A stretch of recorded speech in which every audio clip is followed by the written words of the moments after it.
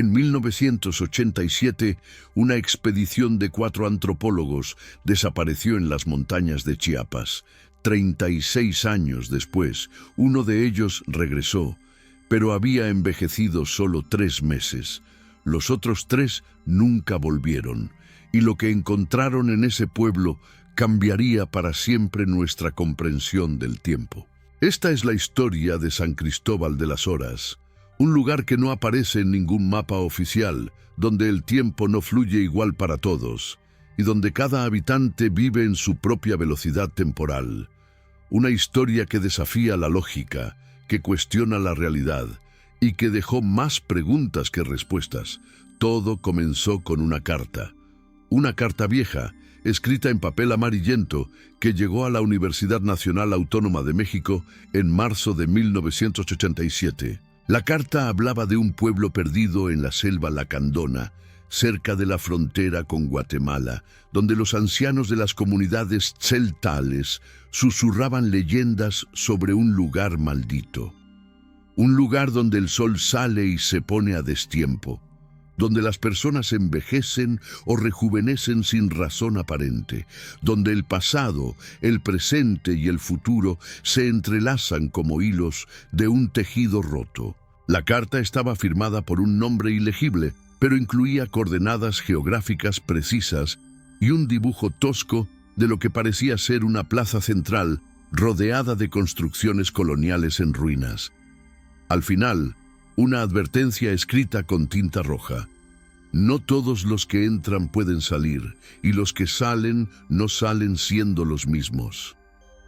El Departamento de Antropología de la UNAM decidió enviar una expedición. 4 investigadores fueron seleccionados por su experiencia en culturas mesoamericanas y su capacidad para sobrevivir en condiciones extremas.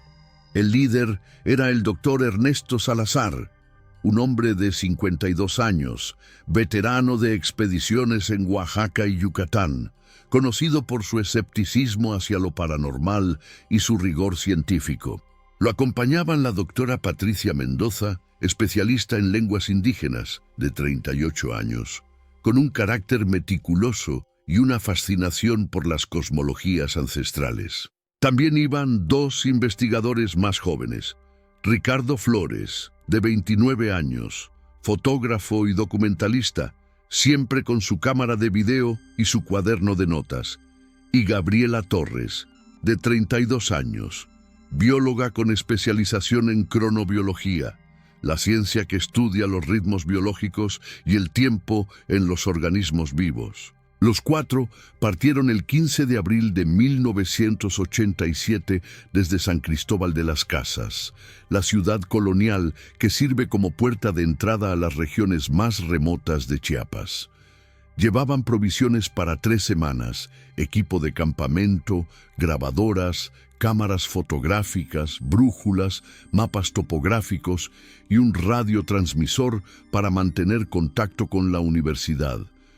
El plan era simple: seguir las coordenadas de la carta, documentar cualquier hallazgo y regresar antes del 10 de mayo. Los primeros días transcurrieron sin incidentes. Atravesaron senderos conocidos, cruzaron ríos caudalosos, escalaron montañas cubiertas de niebla perpetua. En sus comunicaciones diarias por radio, Ernesto reportaba el progreso. Habían hablado con comunidades tzeltales que confirmaban las leyendas sobre un pueblo fantasma, pero nadie quería revelar su ubicación exacta.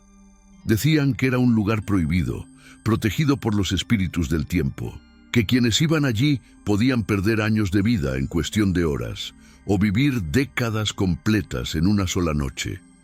El 22 de abril, la última comunicación llegó desde un campamento a menos de 10 kilómetros de las coordenadas indicadas. La voz de Ernesto sonaba alterada, emocionada. Habían encontrado marcas en los árboles, símbolos mayas antiguos que indicaban la proximidad de un asentamiento. Patricia había descifrado algunas inscripciones que hablaban de la casa donde el sol duerme despierto y el lugar de los días eternos. Ricardo había filmado estructuras de piedra cubiertas por la vegetación, Gabriela reportó algo extraño. Sus relojes se habían desincronizado entre sí, cada uno marcaba una hora diferente, a pesar de haber sido calibrados esa misma mañana. «Mañana entramos al pueblo», dijo Ernesto antes de terminar la transmisión. «Si la carta dice la verdad, estaremos haciendo historia». Fue la última vez que alguien escuchó su voz, hasta 2023. Durante meses, las autoridades mexicanas y guatemaltecas organizaron búsquedas intensivas. Helicópteros sobrevolaron la zona. Equipos de rescate peinaron la selva. Se consultó a chamanes locales. Se ofreció recompensa por información. Nada.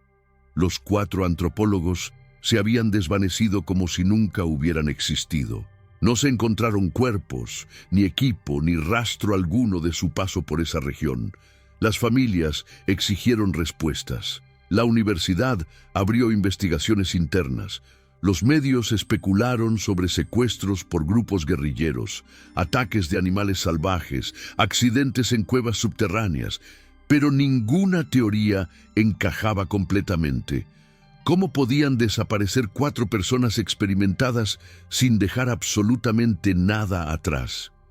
Con el tiempo, el caso se volvió leyenda urbana. En las facultades de antropología, los estudiantes susurraban sobre la expedición maldita. En Chiapas, los pueblos indígenas incorporaron la historia a su mitología local. Los 4 extranjeros que buscaron el pueblo del tiempo y fueron devorados por los días. Pasaron 5 años, 10, 20. Las familias hicieron ceremonias de despedida. La universidad cerró oficialmente el caso. El mundo siguió adelante. Pero en la selva de Chiapas, en algún lugar fuera del tiempo medible, algo esperaba ser descubierto.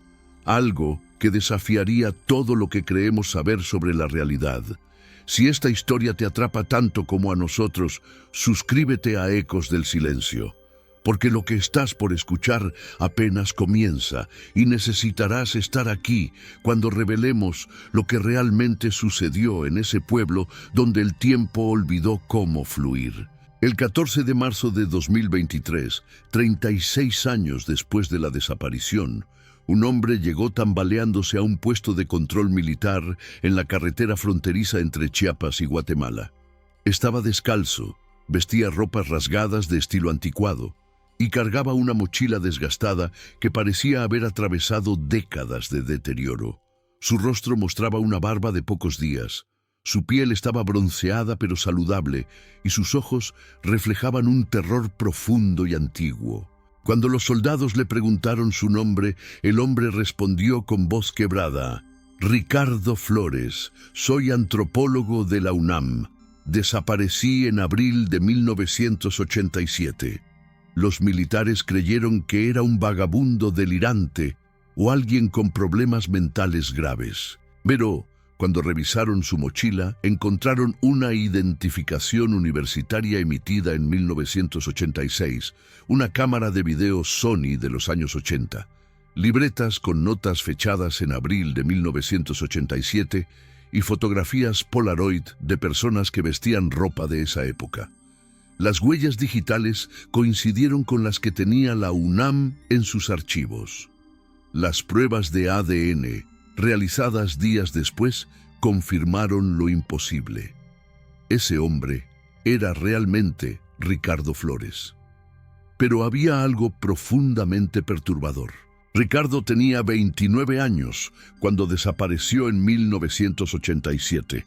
Si hubiera vivido normalmente todo ese tiempo, debería tener 65 años en 2023. Sin embargo, los exámenes médicos exhaustivos determinaron que su cuerpo biológico correspondía al de un hombre de 30 años. Apenas había envejecido. Desde su perspectiva, solo habían pasado 3 meses. «No entiendo qué está pasando», repetía Ricardo una y otra vez en las primeras entrevistas. «Entramos al pueblo hace 3 meses. Fue en abril. ¿Cómo puede ser que ahora estemos en 2023? ¿Dónde están los demás? Ernesto dijo que volveríamos todos juntos». Los psiquiatras lo evaluaron buscando señales de trauma severo, amnesia disociativa o algún tipo de engaño elaborado. Pero Ricardo no mostraba signos de fingimiento. Su confusión era genuina, su desorientación era real. Creía sinceramente que había pasado solo un trimestre desde que su equipo entró al pueblo. Las autoridades lo trasladaron a Ciudad de México para interrogatorios más profundos. Los familiares de los otros 3 desaparecidos fueron notificados. La madre de Ernesto Salazar, ya de 92 años y postrada en una silla de ruedas, lloró al enterarse de que alguien había regresado. El esposo de Patricia Mendoza, quien se había vuelto a casar después de declararla legalmente muerta, viajó inmediatamente a la capital. Los padres de Gabriela Torres, ambos fallecidos años atrás, no pudieron presenciar el momento. Durante semanas, Ricardo fue sometido a entrevistas diarias. Al principio, sus respuestas eran fragmentadas, contradictorias, envueltas en un manto de incredulidad. Pero poco a poco, con la ayuda de terapia y el apoyo de un antropólogo de la nueva generación llamado Dr. Miguel Ortega, Ricardo comenzó a reconstruir su historia. Según su testimonio, el 23 de abril de 1987, los 4 investigadores encontraron el pueblo. Estaba exactamente donde la carta indicaba: un valle oculto entre montañas, accesible solo a través de un desfiladero estrecho cubierto por helechos gigantes y lianas antiguas. Al otro lado, una visión sacada de otro tiempo, una plaza empedrada colonial perfectamente conservada, rodeada de edificios de 2 pisos con balcones de madera tallada, una iglesia barroca con campanario, casas con techos de tejas rojas y calles adoquinadas que brillaban bajo una luz extraña. Pero lo más perturbador no era la arquitectura, era la gente. El pueblo estaba habitado, pero sus habitantes parecían existir en diferentes temporalidades. Ricardo describió haber visto a un anciano caminando en la plaza que, ante sus ojos, envejeció décadas en cuestión de minutos, hasta desmoronarse en polvo. Vio a una niña que no se movía en absoluto, congelada en el tiempo como una estatua viviente, respirando una vez cada media hora. Vio a un grupo de hombres jugando cartas en una cantina, pero cada uno de ellos se movía a una velocidad diferente. Uno hablaba normalmente, otro tartamudeaba como si el audio estuviera ralentizado, y un tercero gesticulaba tan rápido que era un borrón de movimiento. Era como si cada persona viviera en su propia burbuja temporal, explicó Ricardo. El tiempo no fluía igual para todos. Algunos envejecían en días, otros permanecían iguales durante lo que parecían semanas. Y nosotros empezamos a sentirnos diferentes también. Ernesto, el líder de la expedición, insistió en documentar todo científicamente. Patricia intentó comunicarse con los habitantes en Tzeltal, pero sus respuestas eran incomprensibles, como si hablaran desde otra dimensión temporal.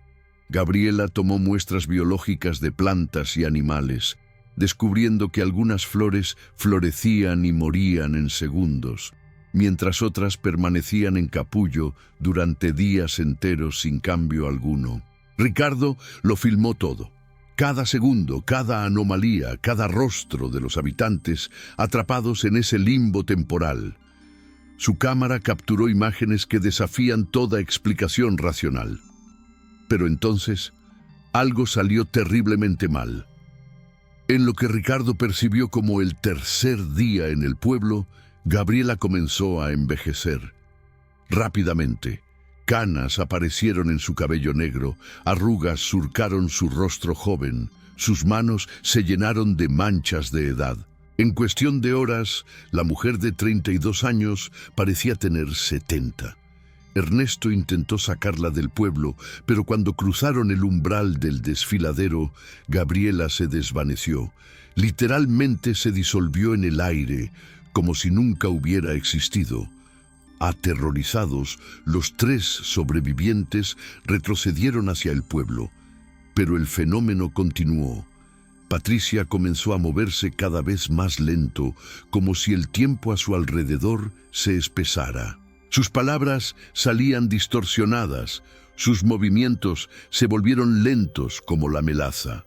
Eventualmente se detuvo por completo, de pie en medio de la plaza, con los ojos abiertos pero sin parpadear, sin respirar visiblemente, atrapada en un segundo eterno. Ernesto y Ricardo intentaron todo. Trataron de cargarla, de despertarla, de sacarla a rastras del pueblo. Pero era como intentar mover una estatua arraigada al suelo. Patricia se había convertido en parte del paisaje temporal del lugar. Solo quedaban dos. El doctor Salazar, con lágrimas corriendo por su rostro envejecido, tomó una decisión. Le entregó a Ricardo todas las grabaciones, todas las notas, todas las evidencias que habían reunido. Le ordenó salir del pueblo, regresar a la civilización, contar al mundo lo que habían descubierto. «Yo me quedaré», dijo Ernesto. «Alguien tiene que documentar esto desde dentro.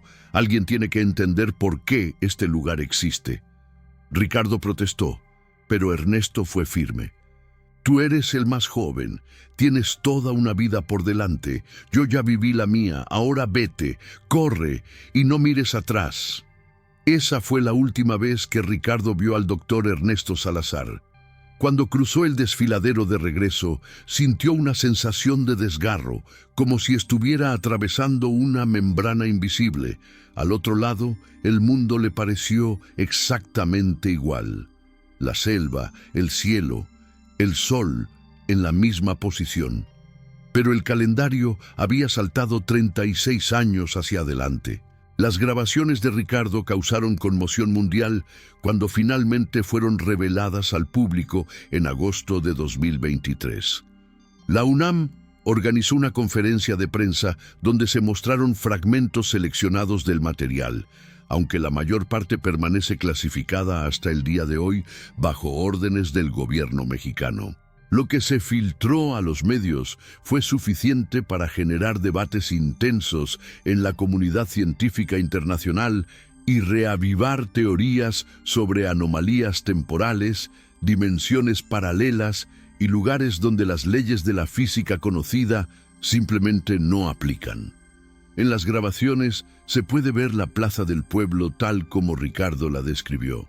Las imágenes muestran edificios coloniales en perfecto estado de conservación, como si hubieran sido construidos ayer y al mismo tiempo llevaran siglos en pie. La cámara captura a habitantes moviéndose a velocidades anormales. Una mujer barre su puerta en cámara lenta extrema. Cada movimiento de la escoba toma minutos en completarse. Un hombre camina por la calle tan rápido que aparece y desaparece del cuadro en menos de un segundo. Un grupo de niños juega en la fuente central, pero uno de ellos permanece completamente inmóvil, mientras los demás corren a su alrededor. La secuencia más perturbadora muestra el momento en que Gabriela Torres comienza a envejecer. La cámara está enfocada en su rostro mientras ella habla sobre sus mediciones biológicas. En tiempo real se pueden observar los cambios. Las primeras hebras grises aparecen en su cabello.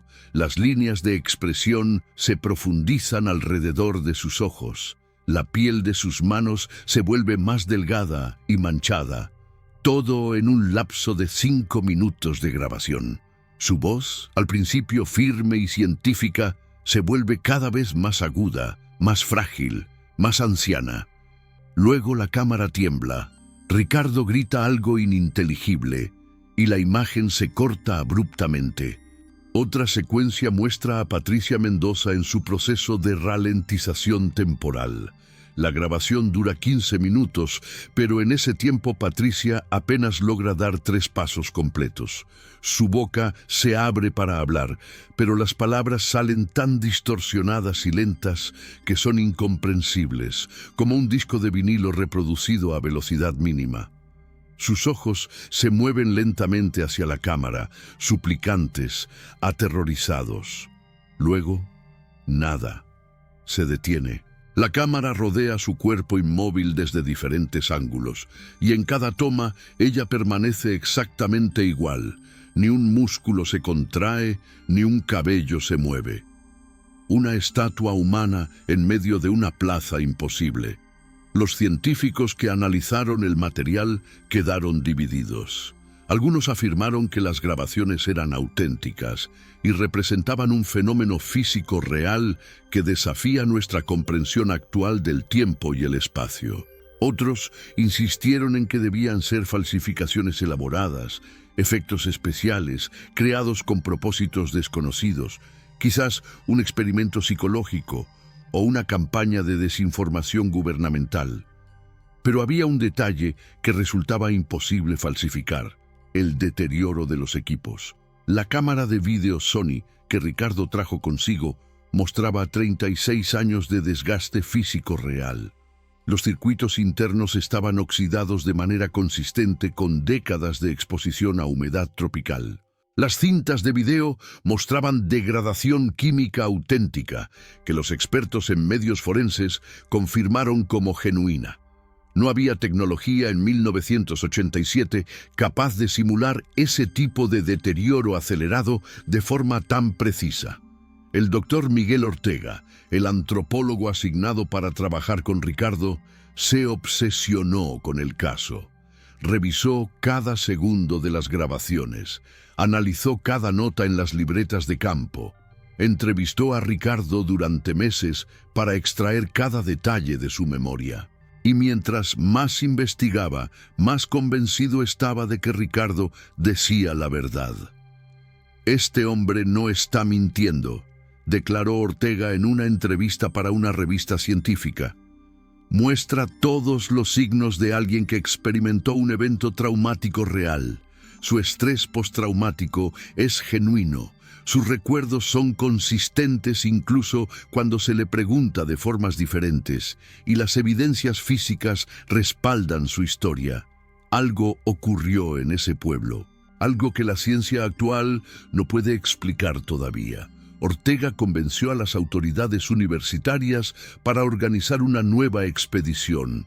Esta vez, con tecnología moderna, drones, GPS de alta precisión, cámaras de última generación, equipos de medición temporal, sensores de campos electromagnéticos y un grupo de científicos especializados en física cuántica, cronobiología y antropología. Ricardo se negó rotundamente a regresar. «No voy a volver a ese lugar», dijo con voz firme. «Ya perdí a mis amigos, ya perdí 36 años de mi vida sin siquiera darme cuenta. No saben lo que es mirar a tu alrededor y descubrir que todos los que conocías envejecieron, murieron o te olvidaron. Mi madre murió en 2015. Nunca pude despedirme de ella. Mis amigos de la universidad son ahora ancianos que me miran como si fuera un fantasma.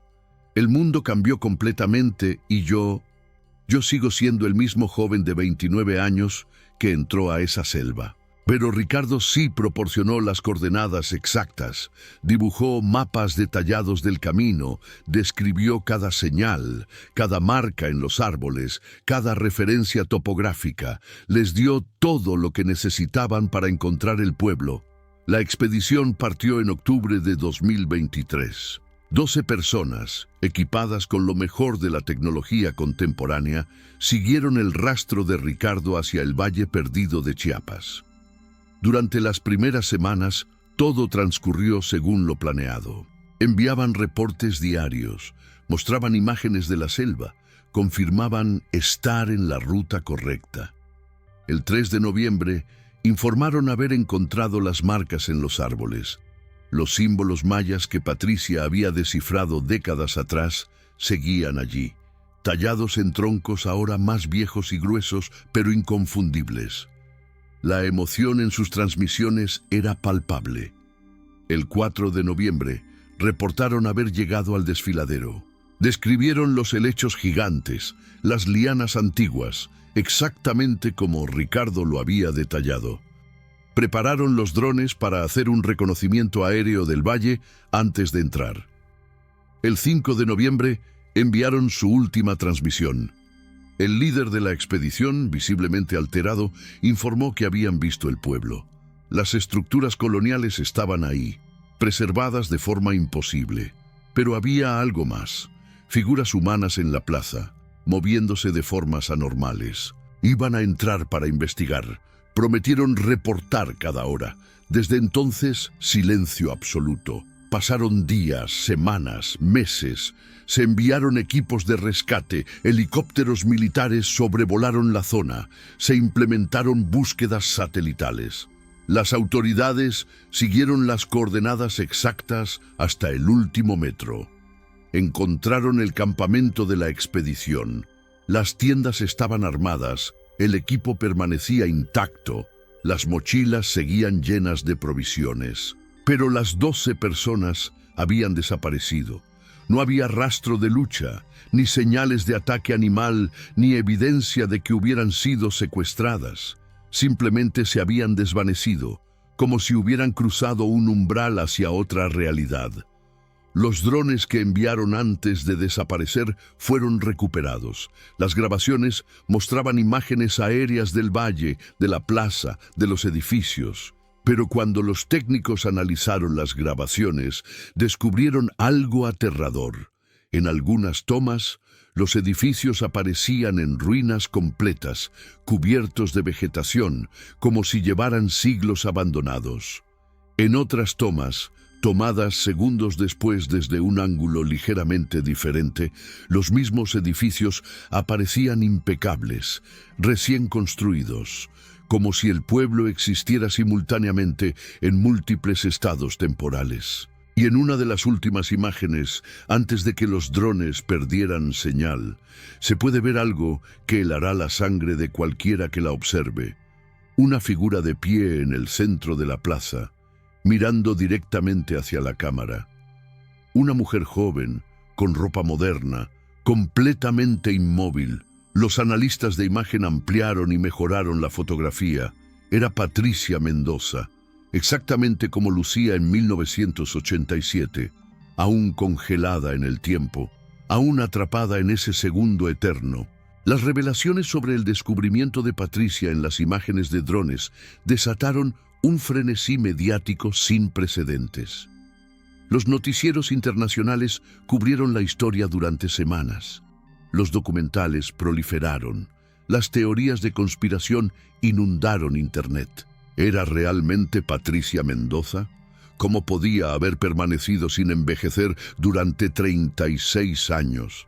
¿Qué tipo de fuerza o fenómeno podía suspender a un ser humano en el tiempo de esa manera? El gobierno mexicano, bajo presión internacional y nacional, clasificó toda la zona como área restringida de seguridad nacional.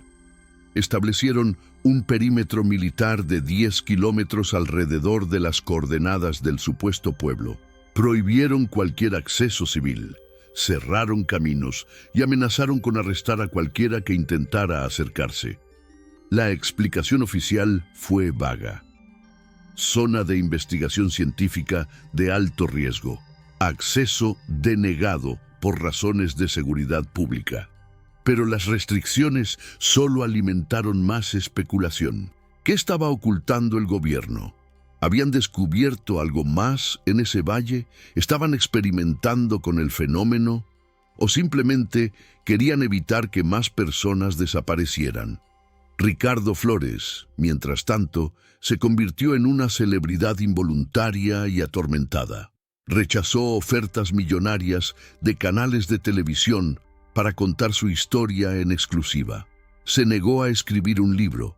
Evitó las cámaras. Vivía recluido en un departamento pequeño de Ciudad de México, intentando adaptarse a un mundo que había avanzado casi 4 décadas sin él. En una de sus escasas entrevistas públicas, realizada en marzo de 2024, Ricardo habló sobre la culpa que sentía. «Dejé a Ernesto atrás», dijo con lágrimas en los ojos. «Él me ordenó salir, me dijo que contara la historia, y yo obedecí. Pero cada noche me despierto preguntándome si todavía está allí, atrapado en ese lugar, viviendo en un bucle temporal sin fin. ¿Está consciente? ¿Sufre? ¿Sabe que han pasado décadas? ¿O para él apenas han sido días, semanas, meses? La pregunta quedó flotando en el aire, sin respuesta. Los científicos que estudiaban el caso desarrollaron múltiples hipótesis. Algunos físicos teóricos sugirieron que el pueblo podría estar ubicado en una anomalía espacio-temporal, quizás causada por una concentración inusual de materia oscura o por algún tipo de campo gravitacional anómalo generado por la formación geológica única de ese valle.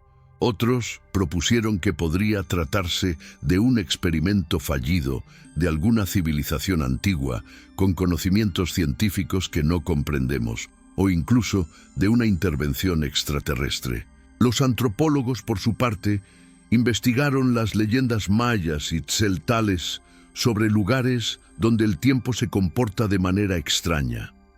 Descubrieron referencias en códices antiguos a casas del tiempo roto, lugares sagrados donde los dioses jugaban con los días y las noches. Una historia en particular, registrada por un cronista español en el siglo XVI, hablaba de un pueblo en Chiapas donde los habitantes afirmaban poder visitar el pasado y el futuro simplemente caminando de una casa a otra. Mientras el mundo debatía, Ricardo tomó una decisión que cambiaría todo nuevamente. En julio de 2024, desapareció de su departamento. Dejó una carta dirigida al doctor Miguel Ortega. En ella escribió: «Miguel, perdóname por hacer esto. Sé que te preocuparás. Sé que intentarás detenerme, pero no puedo seguir viviendo así. No puedo estar en un mundo donde todos los que amé están muertos o son personas completamente diferentes. No puedo mirarme al espejo y ver el mismo rostro joven mientras el mundo a mi alrededor ha envejecido. No pertenezco a este tiempo. Voy a regresar al pueblo, no para rescatar a Ernesto o a Patricia. Creo que eso es imposible, pero necesito entender. Necesito saber si hay una razón para que ese lugar exista. Necesito descubrir si hay una forma de controlar el fenómeno, de usarlo, de comprenderlo. Y si no la hay, al menos estaré con mis amigos nuevamente, aunque sea atrapado en la misma pesadilla temporal. En mi mochila llevo todas las grabaciones originales, todas las notas, todo lo que documentamos. Si logro entender algo más, si descubro la verdad sobre San Cristóbal de las Horas, encontraré la manera de enviar la información de regreso. Prometo intentarlo. Y si nunca sabes de mí otra vez, por favor, no envíes a nadie más. Ya hemos perdido suficientes vidas en ese lugar. Deja que el pueblo guarde sus secretos. Tal vez hay cosas que la humanidad no está destinada a comprender todavía. Cuídate, amigo. Y cuéntales a todos que no fue en vano, que lo que descubrimos, aunque incompleto y aterrador, prueba que el universo es mucho más extraño y maravilloso de lo que jamás imaginamos. El doctor Ortega recibió la carta 3 días después de la desaparición de Ricardo. Inmediatamente alertó a las autoridades, pero era demasiado tarde. Ricardo ya había cruzado el perímetro militar usando sus conocimientos de la selva y su familiaridad con la zona. Los rastros térmicos lo detectaron acercándose al Valle Prohibido, pero cuando los equipos de interceptación llegaron al área, Ricardo había desaparecido. Han pasado meses desde entonces. No hay señal de Ricardo Flores. No han llegado nuevas grabaciones, nuevos mensajes, nuevas pistas. El Valle de San Cristóbal de las Horas permanece cerrado, custodiado por militares que vigilan un misterio que no comprenden. Pero a veces, los satélites que monitorean la zona captan anomalías extrañas, pulsos de luz que no deberían estar allí, distorsiones térmicas sin explicación. Y en una ocasión, una imagen infrarroja mostró figuras humanas en la plaza del pueblo, 15 personas de pie en círculo, completamente inmóviles. Las familias de los desaparecidos siguen esperando respuestas que probablemente nunca llegarán. La madre anciana de Ernesto Salazar murió en diciembre de 2024 sin saber qué fue de su hijo. Los hijos adultos de Patricia Mendoza, que crecieron sin ella, se preguntan si su madre sigue consciente en su prisión temporal o si la congelación del tiempo también detuvo su mente. Y en algún lugar de las montañas de Chiapas, oculto entre la niebla y la selva, existe un pueblo donde el tiempo olvidó sus propias reglas. Un lugar donde el pasado, el presente y el futuro se entrelazan sin lógica. Donde algunas personas viven siglos en días y otras viven días en siglos. Donde la realidad es tan fluida como el agua y tan sólida como la piedra. San Cristóbal de las Horas sigue ahí, esperando. Quizás esperando a que la humanidad desarrolle la ciencia necesaria para comprenderlo. Quizás esperando a que olvidemos su existencia completamente.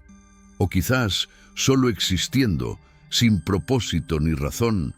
Un recordatorio permanente de que hay misterios en este mundo que desafían toda explicación. ¿Qué crees tú? ¿Es posible que lugares como este existan? ¿Podría el tiempo realmente fluir de manera diferente en ciertos puntos de nuestro planeta?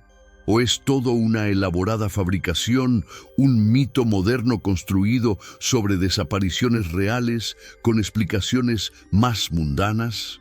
Si quieres seguir explorando misterios como este, historias que desafían lo que creemos saber sobre nuestra realidad, suscríbete a Ecos del Silencio y activa las notificaciones. Porque el mundo está lleno de lugares olvidados, de eventos inexplicables, de verdades que permanecen ocultas, esperando ser descubiertas. Y nosotros las seguiremos buscando, una historia a la vez. Esto ha sido Ecos del Silencio. Hasta la próxima vez que los ecos del pasado susurren sus secretos.